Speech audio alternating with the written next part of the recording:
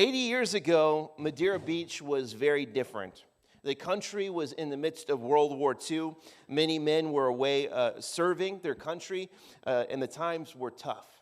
The Gulf beaches was mainly sand, with a few thousand people made up of fishermen, local residents, and a few tourists, along with a few cottages in St. Petersburg for people that would commute to the beaches.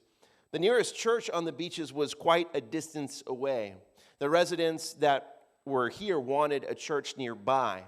And that's when a 72-year-old retired minister, Reverend Philip Ralph, was called on to start a church for the people in this area.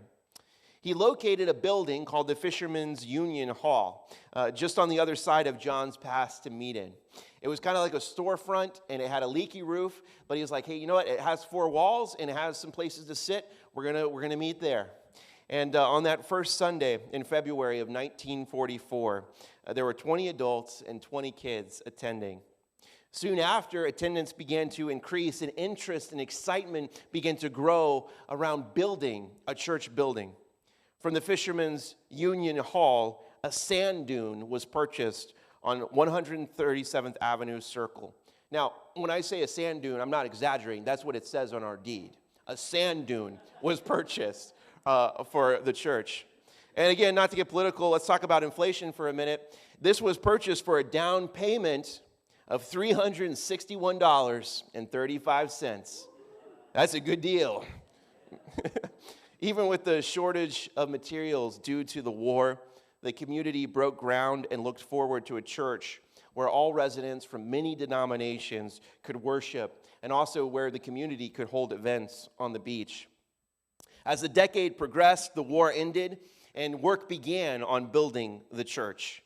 Even though progress was slow, funds and construction materials were sparse, the residents on the beach still met for church until each part was finished. Each week, more of the church structure was completed. And in fact, a wire Sunday was held as families would bring electrical wire spliced together to donate to the church building. So please pray for these walls. Many years later, these were found during the remodeling of the church. Supposedly, many anchors and chains in the walls were added to the church for support.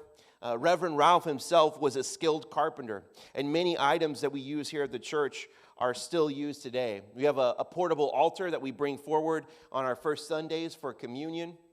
We have this font over here, which we use for child dedications.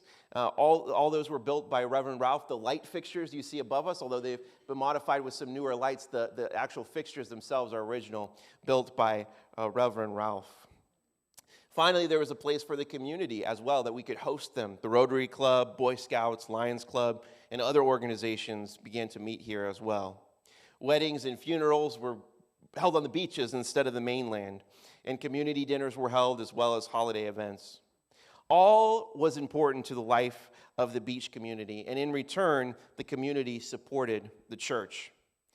The church was officially organized on June 25th, 1944, with the signing of a covenant of 54 charter members representing over 10 different denominations at Church by the Sea.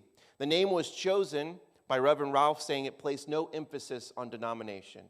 It is what it is. This is a church by the sea, and we're here to worship Jesus.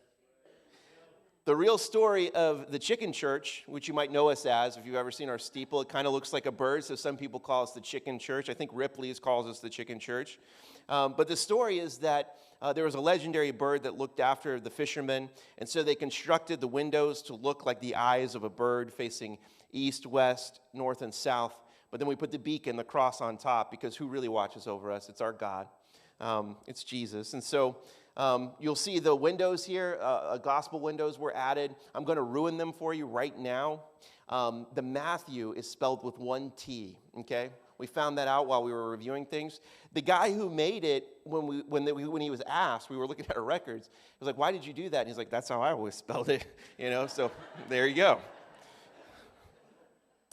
In 1948, Robbins Ralph, the son of the founding pastor, Reverend Philip Ralph, he took over to help his father, and he would serve until the mid-50s, which we'll talk more about next week. But each decade that we highlight has a theme.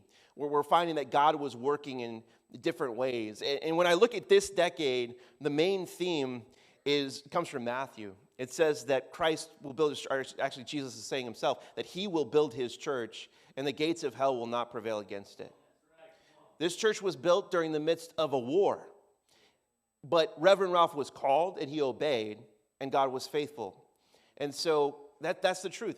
Jesus Christ will build his church, and the gates of hell will not prevail against it. This church is here because somebody was called, and they obeyed, and God was faithful. And so that's what we celebrate in the year of the 1940s.